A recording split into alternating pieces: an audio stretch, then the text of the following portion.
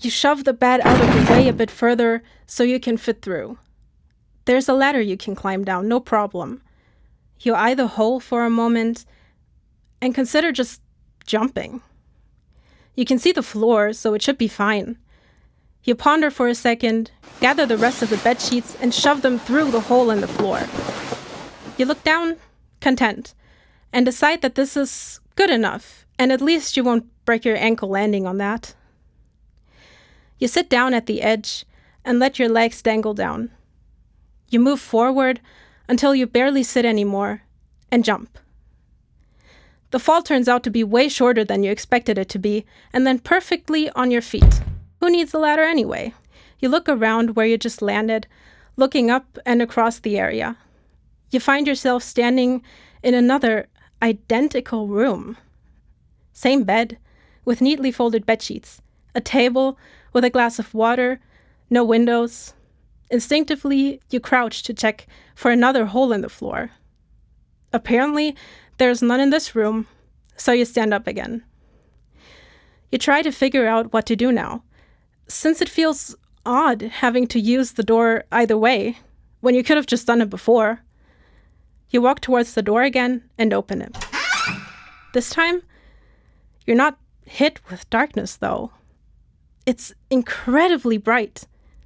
Too bright, even. Your eyes need to adjust. You squint them together and try to make out anything that could help you find out what this place is.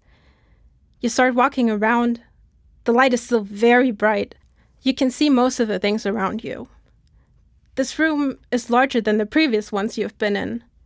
It looks like a classroom with chairs, tables, blackboards. You can make out another door, so you walk towards it. While walking past, you look to see if there's something on the tables or on the chairs, but everything is empty. It's all neatly placed, though. The chairs and tables are placed perfectly with the same spacing of each other. You notice a small white sheet of paper taped next to the door. It's so tiny, you almost miss it, and the writing on it as well. Enter at your own risk.